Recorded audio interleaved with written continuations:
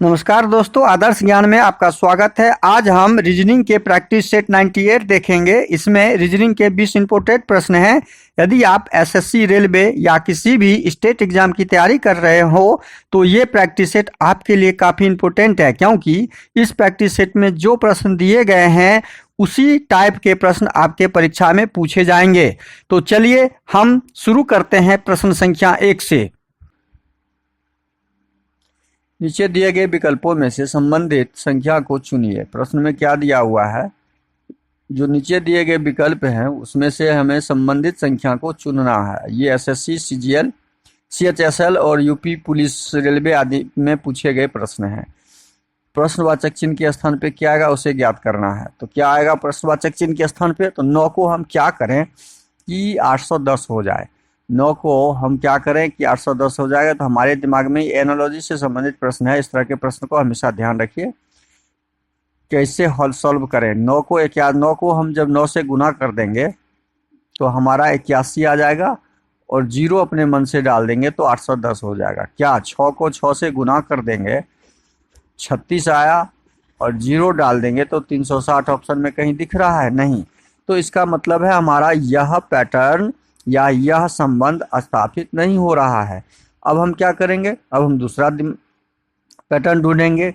दूसरा पैटर्न क्या ढूंढेंगे कि 9 का यदि हम 9 यहाँ का 9 का वर्ग करते हैं तो कितना होता है 81, और 9 का क्यूब करते हैं मतलब घन करते हैं तो 9 नमा 81, 81 नमा 9 8 72, 729। अब इस दोनों को जब जोड़ते हैं तो 9 1 10, 8 2 10 1 11, 7 1 810। देखिए हमारा आ गया ये 810 आ गया। तो हमने क्या पाया कि 9 का स्क्वायर, उसी प्रकार हम क्या करेंगे 6 का स्क्वायर जोड़ 6 का क्यूब यदि कर दें तो आंसर आ जाना चाहिए 6 36, और 6 का क्यूब कीजिए 6 36, 36 छके 36 को 6 से गुना करेंगे हम तो 36 छके 252, 36 छके 6, 36 को 6 से गुना कीजिए 6 36, 2 3 36 का 18 3 21, 216 कितना हो जाएगा 216। 216 को जब हम यहाँ पे ऐड करेंगे तो 252, 36 में जोड़ेंगे तो हमारा आंसर क्या आ जाएगा 252 आ जाएगा, जो ऑप्शन कहाँ पे दिया हुआ है, बी में दिया हुआ है। तो इस प्रश्न का सही आंसर क्या हो जाएगा, ऑप्शन बी। प्रश्नवाचक चिन्ह के स्थान पे क्या आ जाएगा हमारा 252। अगला प्रश्न है क्वेश्चन नंबर 2। नीचे दी गई श्रृंखला श्रेणी में प्रश्नवाचक चिन्ह के स्थान पर कौन सी संख्या आएगी। यहाँ पे कौन सी संख्या आएगी। अब यहाँ पे संबंध हमको स्थापित करना है, पैटर्न ढूंढना है, किस तरह का पैटर्न है। 3 से 7 में आते हैं तो 3 जोड़ 4 कितना जोड़ते हैं 4। 7 में से 11 आते हैं तो जोड़ 4। 11 से 15 आते हैं तो 4 जोड़ 4, +4 का यहाँ पे हम पैटर्न देख रहे हैं। +4 का पहली संख्या के साथ जो हमने पैटर्न ढूंढा, अब दूसरी संख्या के साथ ढूंढते हैं कि दूसरी संख्या के साथ क्या संबंध दिख रहा है। 5 से जब 9 पे आते हैं तो यहाँ भी +4 किया है। 9 से 13 पे आए तो यहाँ भी +4 किया है। 13 से 17 पे आए तो यहाँ भी +4। 17 से अगली संख्या पे जब आएंगे तो यहाँ भी +4 करेंगे तो 17 4 21, 17 4 कितना हो जाएगा 21। तो प्रश्नवाचक चिन्ह के स्थान पे हमारा क्या आ जाएगा +4 का पैटर्न दिख गया तो हमने आंसर निकाल लिया, जो आंसर क्या हो जाएगा ऑप्शन सी हो जाएगा हमारा। ऑप्शन सी सही हो जाएगा। अगला प्रश्न है क्वेश्चन नंबर 3। नीचे दिए गए प्रश्न में लुप्त संख्या ज्ञात करना है, और लुप्त संख्या कहाँ पर है, यहाँ पे दिया हुआ है। प्रश्नवाचक चिन्ह के स्थान पे क्या आएगा वो ज्ञात करना है। 5 और 4 को यदि हम जोड़ेंगे तो 20 नहीं होगा, लेकिन गुना करेंगे तो 20 हो जाएगा। लेकिन यहाँ पे 10 और 20 को गुना करेंगे तो 200 होगा, जबकि यहाँ पे 2 दिया हुआ है। मतलब हमारा गुना का पैटर्न यहाँ पे इस प्रकार से काम नहीं कर रहा। अब दूसरा क्या पैटर्न लगेगा इसमें, दूसरा किस तरह से हम ज्ञात करेंगे। 5 और 4 को गुना करेंगे तो 20। अच्छा ये देखिए बराबर क्या है, पंचों के 20 गुने और 20 20 रहे हैं 400। यदि तीनों को गुना करते हैं तो 400 आता है। क्या ये तीनों को गुना करने पर 400 आएगा? 20 दहे के 200 और 200 दूनी 400। देखिए यहाँ भी 400 आ गया। तो सेम पैटर्न हम यहाँ लगाएंगे कि इस तीनों को गुना करने पर हमें कितना आना चाहिए? 400। अब बताइए 8 पंचे 40, इस दोनों को जब गुना किए तो 40 आया, और 40 में किस चीज से गुना करें जो 400 आ जाएगा? 40 में हम 10 से गुना करेंगे। इसका मतलब प्रश्नवाचक चिन्ह के स्थान पे हमारा क्या आएगा? जो 400 हो जाएगा तो 10 आएगा। बहुत आसान सा तरीका था, हमने ऑप्शन ढूंढ लिया, ऑप्शन बी हमारा सही हो जाएगा। अगला प्रश्न है क्वेश्चन नंबर 4। चिता जानवर भालू का बेन आरेख बनाना है। तो चिता जानवर भालू का जब भी बेन आरेख हम बनाएंगे तो कैसे बनाएंगे? चिता भी जानवर है, भालू भी जानवर है, तो जानवर के अंदर चिता, जानवर के अंदर भालू, ये जानवर का डायग्राम हो गया। और जानवर दोनों जानवर ही है, ये चिता हो गया और ये भालू हो गया।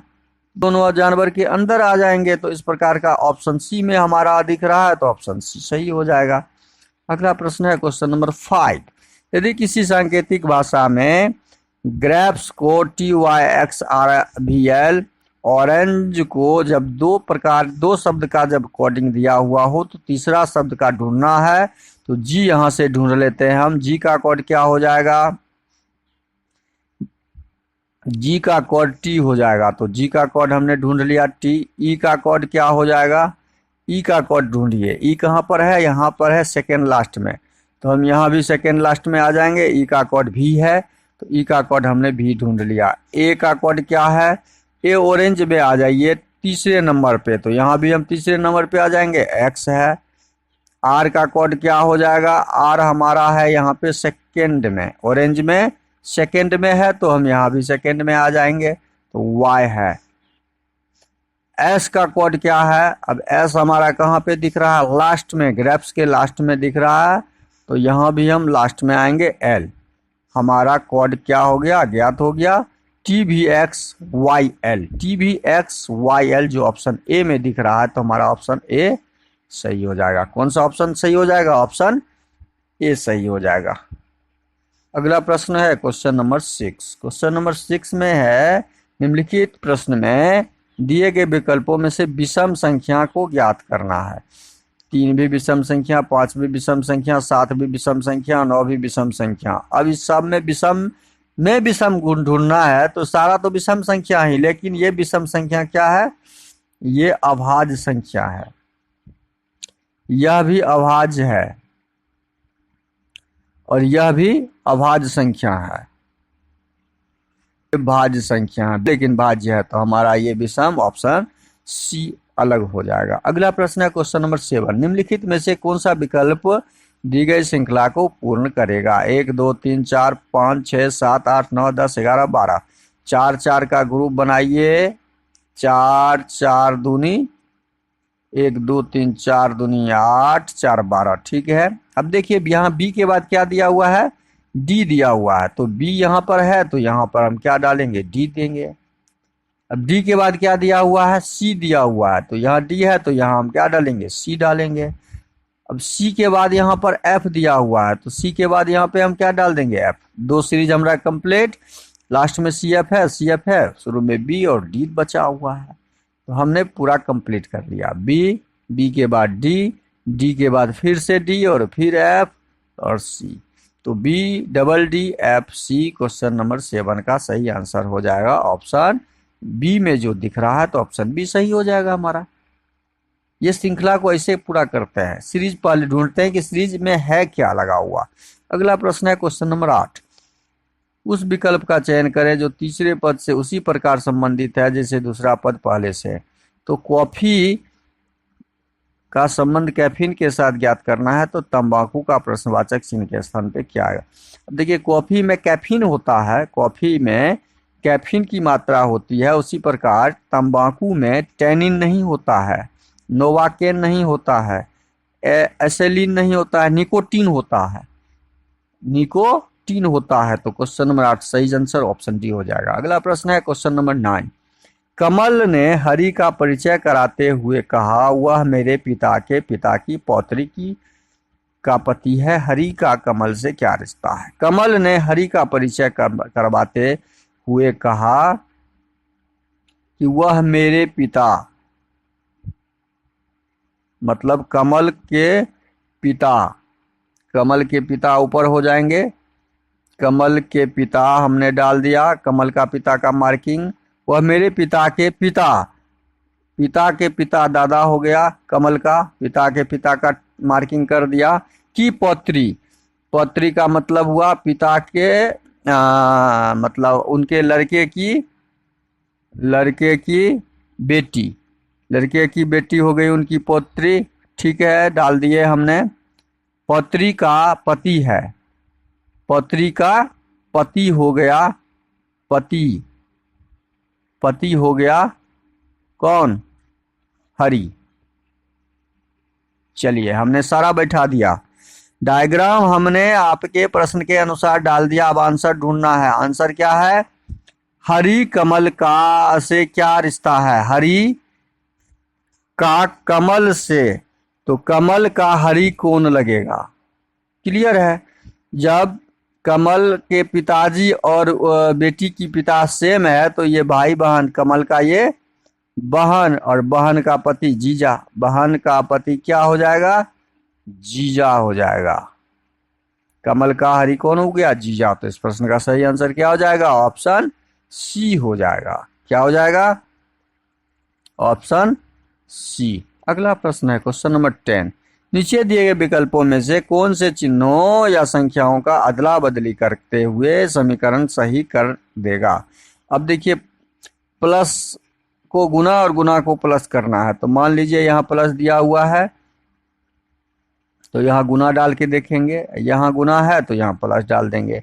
तो 5 दूनी 10, 10 में 2 जोड़ देंगे, 10 10 घट गया 2। ये आपका ऑप्शन ए जो है इसमें नहीं लग रहा है, क्योंकि 10 जोड़ 2 घटे 10, 10 10 कट गया, 2 बचा। हमें लाना कितना है? 16, 16 नहीं आया। तो हमारा यह ऑप्शन ए हमारा यहाँ पे वर्क नहीं कर रहा है।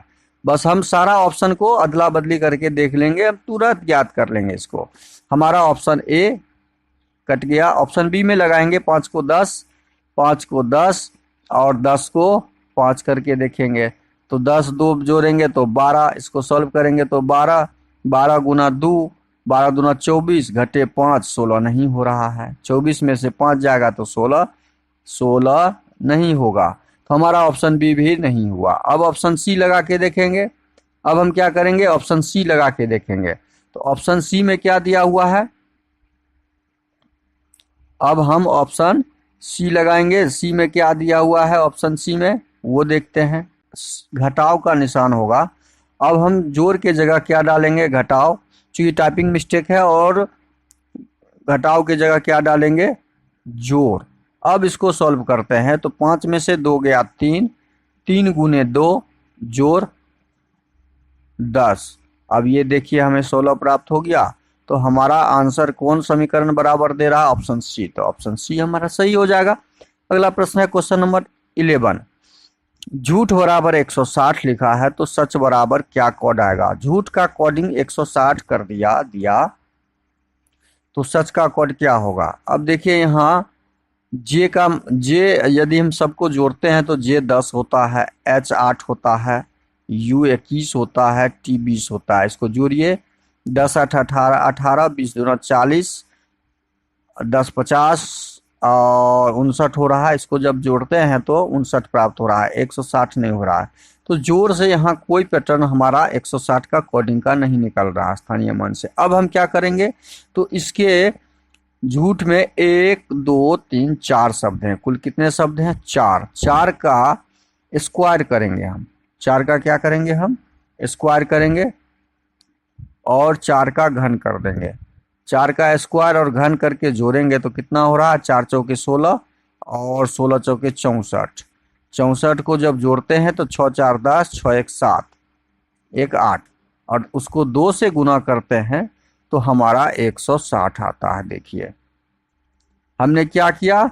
160 लाने के लिए अक्षरों की संख्या काउंट की, अक्षरों की संख्या काउंट करने के बाद हम उसके वर्ग, इसमें भी अक्षर की संख्या 1 2 3 4, 4 का स्क्वायर और 4 का घन, सेम प्रक्रिया इसमें भी हो गया तो हमारा आंसर भी वही आ जाएगा। 4 चौके 16 जोड़ 4 चौके 16 चौके 64, जब दोनों को जोड़ते हैं तो 80 और 80 को 2 से गुना करते हैं तो 160।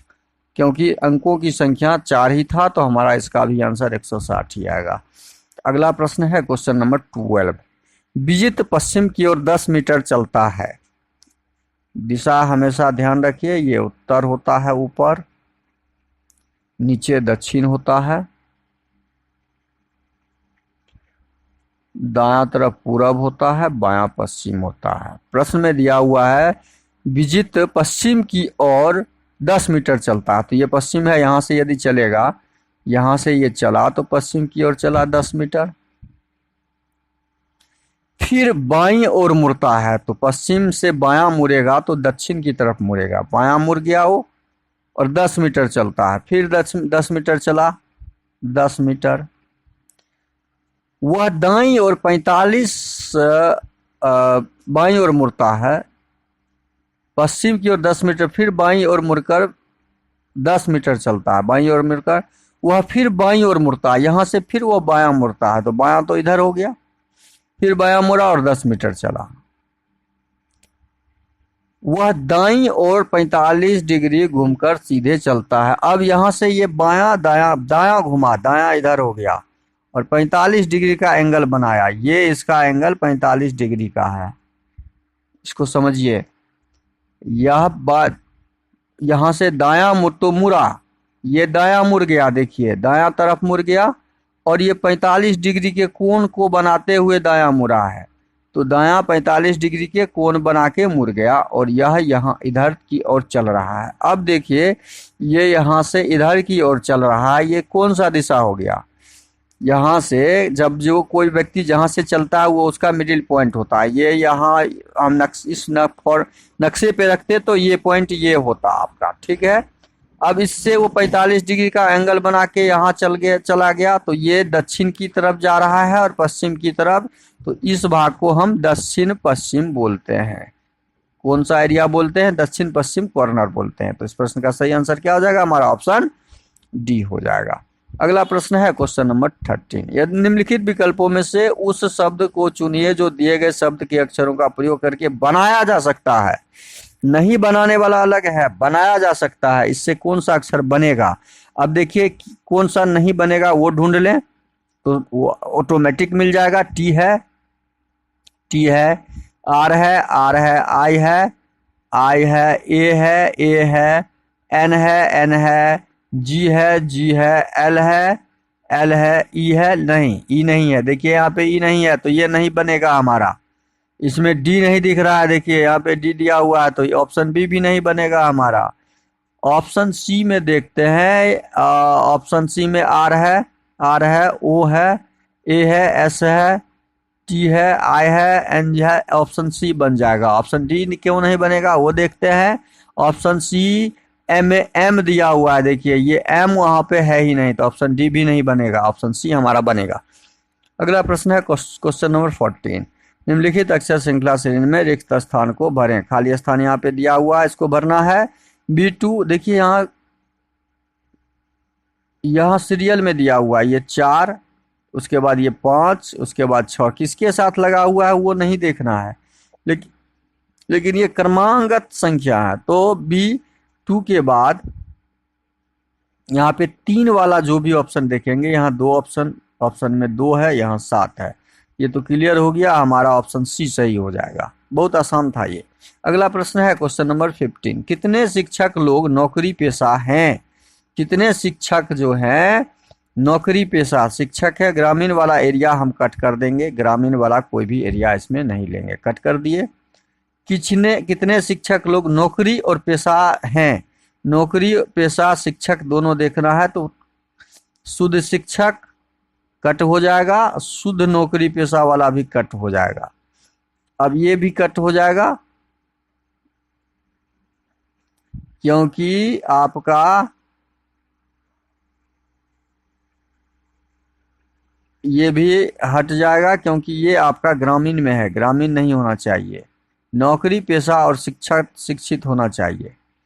चूंकि ये 10 नंबर आपका शिक्षित में नहीं है, केवल ग्रामीण और नौकरी पेशा में है। दोनों होना चाहिए। वो आपका यहाँ पे दिया हुआ है 6 और 12, तो 12 6 18। कितने व्यक्ति हैं? 18 व्यक्ति हैं। तो ऑप्शन ए हमारा सही हो जाएगा। अगला प्रश्न है क्वेश्चन नंबर 16। एक पंक्ति में राहुल का स्थान दाएं से 20वां है, बाएं से 15वां है, तो पंक्ति में कुल जब निकालना हो तो हमेशा ध्यान रखिए कुल बराबर होता है, कुल विद्यार्थी हो या कुल व्यक्ति हो, तो दाएं से प्लस बाएं से, ये ध्यान रखिए हमेशा, दाएं से प्लस बाएं से घटे 1। दाएं से 20वां स्थान है, बाएं से हमारा 15वां स्थान है, 1 घटा देंगे तो 20 प्लस 14 34। तो कुल विद्यार्थी की संख्या हमारा क्या हो जाएगा? 34 हो जाएगा। इस प्रश्न का सही आंसर क्या हो जाएगा? ऑप्शन बी हो जाएगा। अगला प्रश्न है क्वेश्चन नंबर 17। दी गई आकृति में कितने त्रिभुज हैं? देखिए आकृति में यहाँ 2 भाग है, 1 2 3 त्रिभुज तो यहाँ हो गया, यहाँ भी 2 भाग है, 1 2 3 त्रिभुज यहाँ हो गया।